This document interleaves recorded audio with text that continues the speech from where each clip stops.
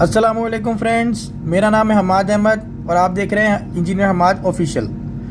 उम्मीद करता हूँ आप सब लोग खैरियत से होंगे, एक हेल्दी और अच्छी ज़िंदगी इंजॉय कर रहे होंगे। अल्लाह पाक आप सबको दुखों, परेशानियों, तकलीफ़ों से दूर रखे, अपने हिफ्ज़-ओ-अमान में रखे, आमीन आमीन।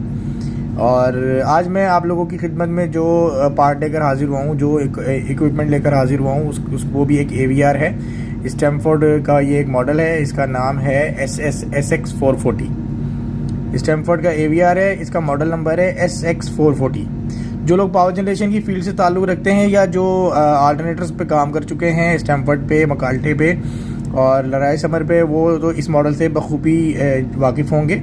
और ये वीडियोस मैं ख़ास तौर पर उन लोगों के लिए बनाता हूँ जो कि न्यू कमर्स हैं और अभी भी फील्ड में आए हैं और वो उनको इतना ज़्यादा एक्सपीरियंस नहीं हुआ चीज़ों का और इतना ज़्यादा वो नहीं कर पाते, ट्रबल शूट नहीं कर पाते, उनको चीज़ों की समझ नहीं आती कि ये क्या चीज़ है। इसलिए मैं उनके लिए चीज़ों को आसान करता चला जाता हूँ, आसान से आसान तर करता चला जाता हूँ। और इंशाल्लाह जहाँ तक मेरी कोशिश होगी, मैं चीज़ें लोग आप सबके लिए मज़ीद आसान करके आप लोगों के आगे लेकर आऊँगा, ताकि आप लोगों को फील्ड में किसी किस्म की कोई प्रॉब्लम पेश ना आए। बस आप लोगों से इतनी मेरी गुजारिश होती है कि मेरी हौसला अफजाई के लिए मेरी वीडियो को कंप्लीट देखा करें और मेरे चैनल को सब्सक्राइब करें और मेरी वीडियोस को लाइक कर दिया करें काइंडली। मुझे इस वक्त आप लोगों की सपोर्ट की ज़रूरत है। मैं ये चैनल आप लोगों के लिए बनाया है। बहुत सारे मेरे ऐसे दोस्त हैं जो मुझे फ़ोन करके पूछते हैं, यार ये क्या है, ये ऐसे होगा, इसमें कौन सी वायरिंग आएगी, इसमें कौन से वोल्टेज आएंगे, इसमें कैसी सेंसिंग आएगी, इसको कैसे ऑपरेट करना है। तो मैं जब मैं उनको देखता हूँ तो मुझे फिर और लोगों का भी ख्याल आता है कि यार और भी तो लोग हैं, मतलब कि वो जो मुझे नहीं जानते या जो किसी को नहीं जानते, जो बेचारे इस तरह फंसे रहते होंगे साइटों पे, उनके लिए जो है मैंने ये ख़ास चैनल बनाया है। चलो कोई ना कोई तो उर्दू सुनता ही होगा, उर्दू समझता ही होगा। इंडिया, पाकिस्तान, अरेबिया में तो उर्दू समझी जाती है ना। चलो बाहर किसी को समझ नहीं आएगी, वो इंग्लिश में तो और बहुत सारे चैनल्स अवेलेबल हैं। तो हम लोग एक्चुअली, मैं खुद जब मैं इस फील्ड में मैंने कदम रखा तो मैं किसी चीज़ के हवाले से वीडियो सर्च करता था तो मुझे इतनी आसानी से मिलती नहीं थी, और मिलती भी थी तो वो किसी और लैंग्वेज में होती थी, तमिल में हो गई, किसी और लैंग्वेज में, तो वो समझ में नहीं आती। तो चलें फिर मैंने उर्दू का एक चैनल बनाया। मैंने कहा चलो यार अपने दोस्तों के लिए, भाइयों के लिए एक होना चाहिए ना। तो चलें जल्दी से अब वीडियो का आगाज़ करते हैं। वीडियो लंबी हो जाती है फिर आप लोग देखते नहीं हैं, इसलिए मैं अब सरसरी बताऊंगा और तेज़ तेज़ बताऊंगा और एक एक दफ़ा मैं आप लोगों को पिक करना पड़ेगा, ठीक है। तो ये मेरे पास मॉडल है ये स्टैमफोर्ड का AVR SX440। ये स्टैमफोर्ड में भी एप्लीकेबल है, मकाल्टे में भी एप्लीकेबल है और कुछ अल्टरनेटर्स आते हैं लराई समर के, उसमें भी ये एप्लीकेबल है, ठीक है ना। तो ये AVR आप लगा सकते हैं। सिंगल फेज सेंसिंग पे भी लग सकता है, 3 फेज सेंसिंग पे भी लग सकता है, PMG के साथ भी लग सकता है, विदाउट PMG अल्टरनेटर्स पे भी ये एप्लीकेबल है, ठीक है। और जो लास्ट मैंने AVR आपको रिव्यू दिया था MX341, उसकी वीडियो का लिंक भी मैं आपको डिस्क्रिप्शन में दे रहा हूँ। किसी ने अगर MX341 के समझना है तो उसका लिंक भी मैं डिस्क्रिप्शन में दे दूंगा, तो वहाँ से जाके उसको समझ सकते हैं, ठीक है। तो ये भी उसका छोटा भाई समझ लें, ये भी उसका छोटा भाई ही है। बस जो एक्साइटर की रेजिस्टेंस का फ़र्क है दोनों का, अदरवाइज कनेक्शन में और सेंसिंग वगैरह में दोनों सेम है। तो चलिए फिर शुरू करते हैं, वीडियो का आगाज़ करते हैं। बिस्मिल्लाहिर्रहमानिर्रहीम। ये AVR है हमारे पास और ये इसके टर्मिनल्स हैं, जहाँ पे हम, ये इसके टर्मिनल्स हैं, आप लोग देख सकते हैं, जहाँ पे हम कनेक्शन करते हैं। और ये और कुछ टर्मिनल्स यहाँ पे दिए हुए हैं, ये लिंक टर्मिनल्स होते हैं, लिंक टर्मिनल्स कहलाते हैं। इसके कैलिब्रेशन और इसको सेटिंग टर्मिनल्स भी कहते हैं। जो मेन टर्मिनल हमारे होते हैं वो ये होते हैं जिन पे हम सेंसिंग देते हैं। इसको मैं टर्न कर लेता हूँ। ये इसका है 1 और 2, 1 और 2। ये टर्मिनल आमतौर पर हम लिंक करते हैं। अगर आप इन टर्मिनल को यूज़ करना चाहें तो यहाँ पर एक एक्सटर्नल पोटेंशियल लगती है वोल्टेज को एडजस्ट करने के लिए। जो लोग पावर जनरेशन की फील्ड से उनको पता होगा, कैटरपिलर में, परकन में आमतौर पर आती है। अगर आपने पोटेंशियल लगा के उससे वोल्टेज कंट्रोल करने, अप डाउन करने, तो 1 किलो ओम की यहाँ पर लगेगी पोटेंशियल, ठीक है, एक्सटर्नल एडजस्टमेंट के लिए। इसके बाद आ गया 2 और 3। 2 और 3 ये हमारी, ये आती है AVR को सेंसिंग, 220 सेंसिंग आती है इसको, ठीक है।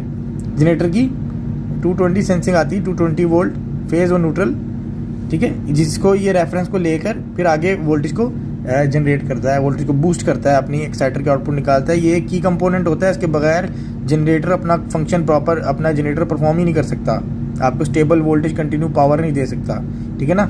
AVR एक ऐसा कंपोनेंट है। तो ये 2 और 3 इसके पॉइंट हैं। यहाँ पे हमने वोल्टेज सेंसिंग देनी है 220, ठीक है, जिसको ये सेंस करेगा और उस वोल्टेज सेंसिंग के ऊपर अपनी एक्साइटर की जो आउटपुट है उसको कंट्रोल करेगा। अच्छा, आगे अगले पॉइंट आ गए X और XX, ठीक है। X और XX ये हमारी होती हैं ये आउटपुट होती हैं बेसिकली एक्साइटर की, ठीक है। एक्साइटर स्टेटर जो होता है ना, एक्साइटर स्टेटर, उसकी दोनों तारें आगे यहाँ पे लगती हैं, यहीं से ये डीसी वोल्टेज आउटपुट निकालता है और एक हमारे जो एक्साइटर स्टेटर है उसकी फील्ड को स्ट्रॉन्ग मैग्नेटाइज और डीमैग्नेटाइज करता है, ठीक है। स्ट्रॉन्ग और वीक करता है, वोल्टेज कम ज़्यादा करता है हमारी डिमांड के मुताबिक, ठीक है। वोल्टेज को मेंटेन रखता है, यहीं से अपनी आउटपुट निकालता है ये डीसी, ठीक है। अच्छा, नेक्स्ट आ गए P4, P3 और P2।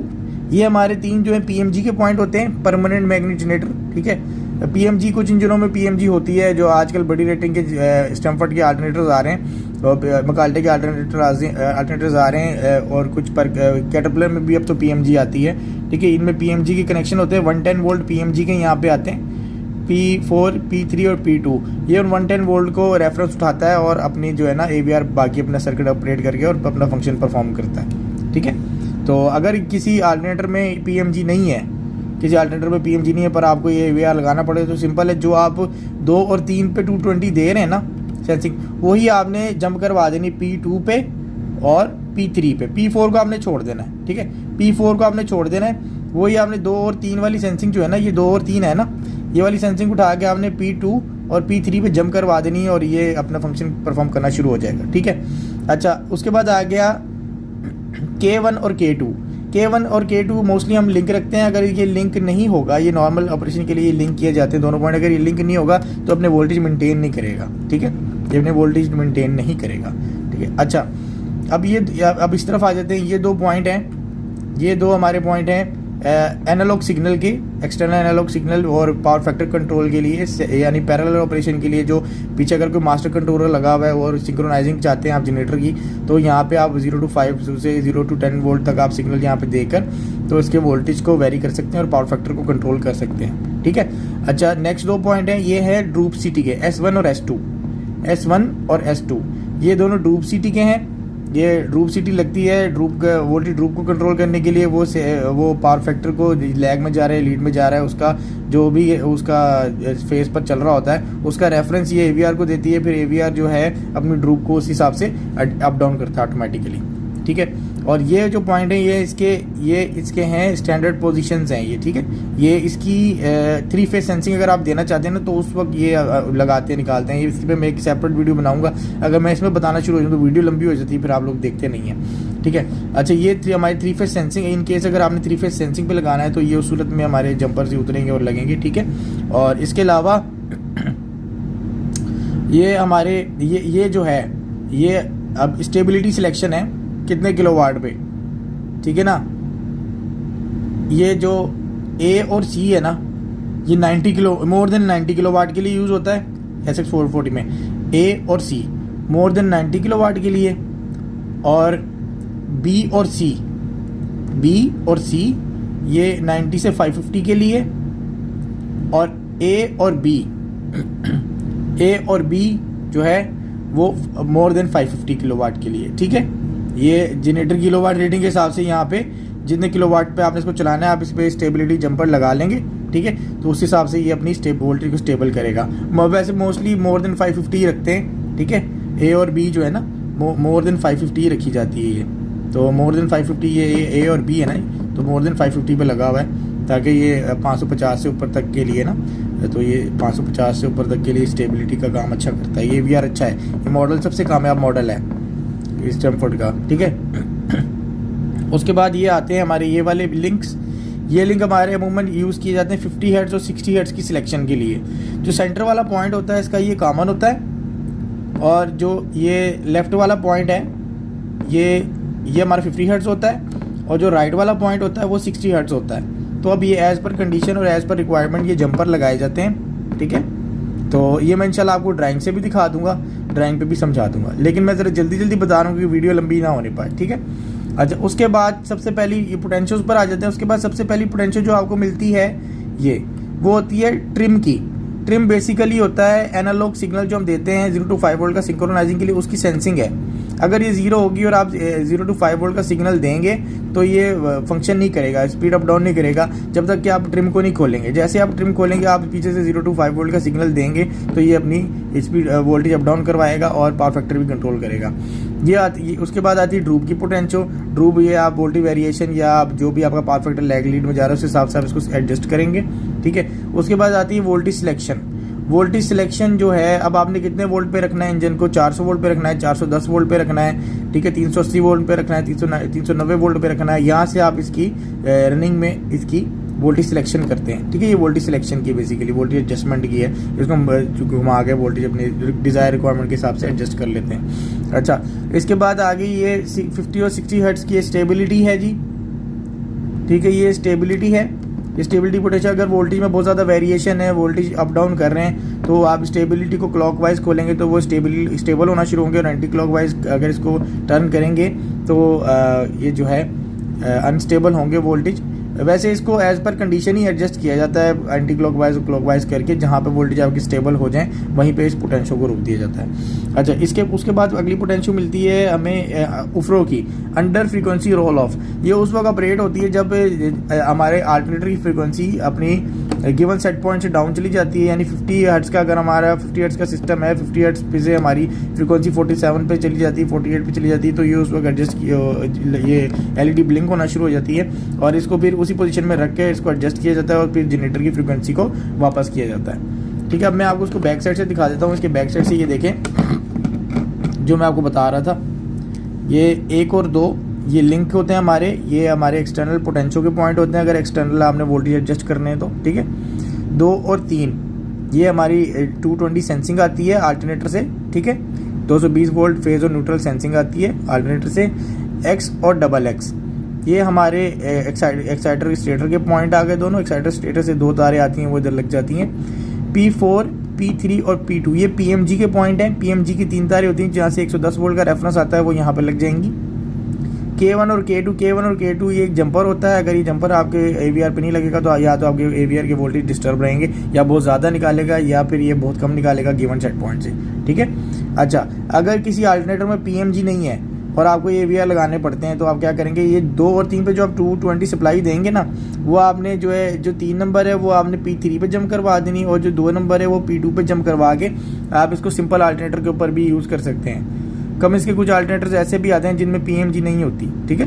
तो अब भी ये मकाल्टे में भी नहीं होती आमतौर पर, और कुछ अल्टरनेटर्स और भी हैं। चलें अब चलते हैं इसकी ड्राइंग की तरफ। ड्राइंग से भी मैं आपको समझाता हूँ कनेक्शंस के बारे में। तो दोस्तों ये ड्राइंग है इसकी SX440 की। ये आप देख सकते हैं 1 और 2 एक्सटर्नल वोल्टेज एडजस्टमेंट के पॉइंट हैं। ये यहाँ पे पोटेंशियल लगती है अगर आपने एक्सटर्नल तरीके से वोल्टेज के कंट्रोल करने हैं तो। अदरवाइज पे आप अगर आप इसको सिंपल लगा रहे हैं किसी अल्टरनेटर के अंदर, आप कोई इसको पोटेंशियल नहीं लगाना चाहते तो आप इसको सिंपल लिंक कर दें, आपके वोल्टेज स्टेबल हो जाएंगे और प्रॉपर वोल्टेज निकालेगा, ठीक है। उसके बाद आ गया 2 और 3। अब आप ये देख सकते हैं ये जनरेटर के वोल्टेज आ रहे हैं, इसको एक U फेज आ रहा है, ठीक है, और एक न्यूट्रल आ रही है। 220 वोल्ट इसको आ रहे हैं इनपुट के, ठीक है। अब ये इसके आगे X और XX आ गई, ये इसकी एक्साइटर की आउटपुट है, ठीक है। ये आउटपुट निकालता है, ये देखें ये एक्साइटर बना हुआ है, ये एक्साइटर वाइंडिंग है, ठीक है। ये एक्साइटर स्टेटर की 2 तारें आगे लगती है X और XX पे, ठीक है।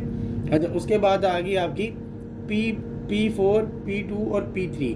अब इसमें तो इसने नॉन PMG सर्किट शो किया, जैसे कि मैंने आपको बताया कि एक फेज और एक न्यूट्रल आप इसको दे देंगे तो ये काम करेगा, लेकिन मोस्टली ये P4, P2, P3 होते हैं बेसिकली, ये PMG के लिए हैं, जहाँ पे PMG की 3 तारें आगे लगती हैं। अब इन्होंने ड्राइंग जो बनाई है वो विदाउट PMG अल्टरनेटर की बनाई है, इसलिए इन्होंने 220 को भी दे दिया और ये वर्क करता है, इसमें कोई डाउट नहीं। मैंने खुद लगाता रहा हूँ मैं साइटों पे, ये वर्क करता है। चाहे PMG दे दें या विदाउट PMG आप इसको 220 दे दें तब भी काम करेगा, ठीक है। अच्छा, इसके बाद आ गया K2 और K1, ये पावर आइसोलेशन लिंक है, इसका नॉर्मली फिटेड होता है। ये अगर ये नहीं होगा तो आपके जो अल्टरनेटर के वोल्टेज हैं वो डिस्टर्ब हो जाएंगे, ठीक है। इसके बाद आ गया A1 और A2, ये इसकी एनालॉग इनपुट हैं जो कि 0 to 5 वोल्ट का सिग्नल हम इसको देते हैं सिंक्रोनाइजिंग के लिए और पावर फैक्टर कंट्रोल के लिए, ठीक है। उसके बाद आ गई S1 और S2, ये हमारी ड्रूप सिटी के पॉइंट है। ड्रूप सिटी जो कि फेज पे डलती है और पावर फैक्टर लैग चल रहा है, लीड चल रहा है, उसको मैयर करके तो हमारे AVR तक सिग्नल पहुंचाती है, ठीक है। जो सिग्नल इसके अंदर जाता है उसके हिसाब से फिर अपना AVR फंक्शन करता है। काफ़ी हद तक AVR को खुद से ही कंट्रोल कर लेता है फिर ये। अच्छा, उसके बाद ये है इसके स्टैंडर्ड पोजीशन लिंक है। ये 3 फेज सप्लाई की सूरत में ये लिंक जो है रिमूव किए जाते हैं, सप्लाई वगैरह दी जाती है इसको, ठीक है। उसके बाद आता है सिलेक्शन स्टेबिलिटी जंपर है ये। ए और सी जो है, ए और सी अगर लिंक होंगे तो ये मोर देन 90 किलोवाट पे स्टेबिलिटी है इसकी, ठीक है। अगर बी और सी लिंक हैं तो 90 से 550 किलोवाट तक की स्टेबिलिटी के लिए आप इसको यूज़ कर सकते हैं। और अगर ए और बी पे ये लिंक है तो मोर देन 550 किलोवाट तक आप इसको यूज़ कर सकते हैं, इसकी स्टेबिलिटी रहेगी, ठीक है। उसके बाद ये आपकी स्टेबिलिटी की पोटेंशियो आ जाती है, ठीक है। और ये स्टेबिलिटी की पोटेंशियो आ गई आपकी, और ये फ्रीक्वेंसी सिलेक्शन के लिंक आ गए। कॉमन और के साथ जो लेफ्ट वाला है वो जो है 60 हर्ट्ज़ है, और कॉमन के साथ जो राइट वाला है वो 50 हर्ट्ज़ के लिए, ठीक है। ये आपकी रिक्वायरमेंट के हिसाब से आप अपना लिंक लगाएंगे। उसके बाद ऊपरों की एलईडी आ जाती है, और ऊपरों की जो है पोटेंशियो आ जाती है। बस ये इस AVR में है सिंपल सा, और ये इसकी कनेक्शन है जो कि मैंने आपको आज ड्राइंग से और फिजिकली AVR दिखा के मैंने वाजे कर दी हैं। उम्मीद करता हूँ कि आपको समझ आ गई होगी। अगर मेरी वीडियो फिर से लंबी हो गई हो तो भाई मैं माजरत करता हूँ। मेरी बहुत कोशिश रही कि आप मैं छोटी वीडियो बनाऊँ, तो काइंडली आप लोग वीडियो को कंप्लीट देखा करें और थोड़ी हौसला अफजाई मेरी भी किया करें, और ये वीडियो को शेयर किया करें, ज़्यादा से ज़्यादा दूसरे लोगों तक भी पहुँचाया करें, और चैनल को सब्सक्राइब करें। मिलते हैं फिर अगली वीडियो में इंशाल्लाह। अल्लाह हाफिज़।